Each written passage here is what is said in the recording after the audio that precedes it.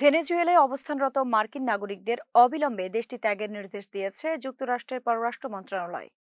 দেশটিতে সশস্ত্র মিলিশিয়া বাহিনী বিভিন্ন চেকপোস্টে গাড়ি থামিয়ে আমেরিকানদের খুঁজছে, এমন আশঙ্কায় শনিবার এ জরুরি সতর্কতা জারি করা হয়। ওয়াশিংটন থেকে বার্তা সংস্থা আনাদোলু এ খবর জানায়। মন্ত্রণালয়ের এক নিরাপত্তা সতর্ক বার্তায় বলা হয়, ভেনেজুয়েলা নিরাপত্তা পরিস্থিতি এখনও অস্থির। এক সপ্তাহ আগে ভেনেজুয়েলায় সামরিক অভিযান চালিয়ে দেশটির প্রেসিডেন্ট নিকোলাস মাদুরো ও তার স্ত্রীকে আটক করা হয়। এরপর থেকেই সেখানে এই উত্তেজনা সৃষ্টি হয়।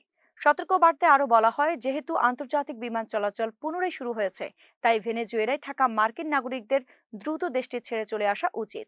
সেখানে কোলেক্টিভোস নামের পরিচিত সশস্ত্র মিলিশিয়া বাহিনী রাস্তায় রাস্তায় গাড়ি তল্লাশি করছে।